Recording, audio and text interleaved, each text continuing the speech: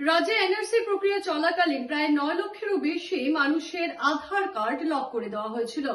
তবে কেন্দ্র সরকার ইতিমধ্যেই তাদের আধার বন্টনের প্রক্রিয়া শুরু করেছে। রাজ্যের এনআরসি চলাকালীন প্রায় 9 লক্ষের বেশি লোকের বায়োমেট্রিক লক করা হয়েছিল।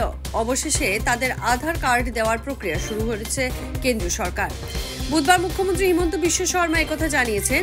নিজের সামাজিক মাধ্যম এক্সে তিনি বলেন, পরীক্ষামূলকভাবে 23 সেপ্টেম্বরে এ ধরনের 12 থেকে 13,000 আধার কার্ড তিনসুকিয়া জেলায় বিতরণ করা হবে।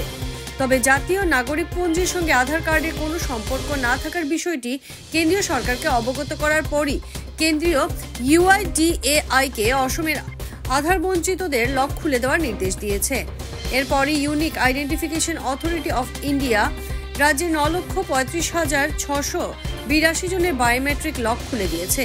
এদের মধ্যে সবাই 2019 সালের ফেব্রুয়ারি থেকে অগস্টের মধ্যে আধারের জন্য বায়োমেট্রিক জমা দিয়েছিল। তবে এর মধ্যে 5 লক্ষ মানুষের আধার কার্ড ইতিমধ্যে তৈরি হয়ে গিয়েছে বলে নিজের এক্সে পোস্ট করেছেন মুখ্যমন্ত্রী।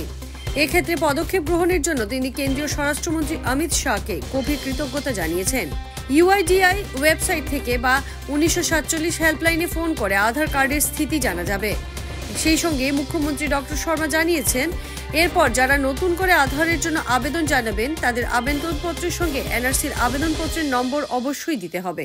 যে কোনো খবরের জন্য যোগাযোগ করুন 7099017330 এবং 7099017110 নম্বরে।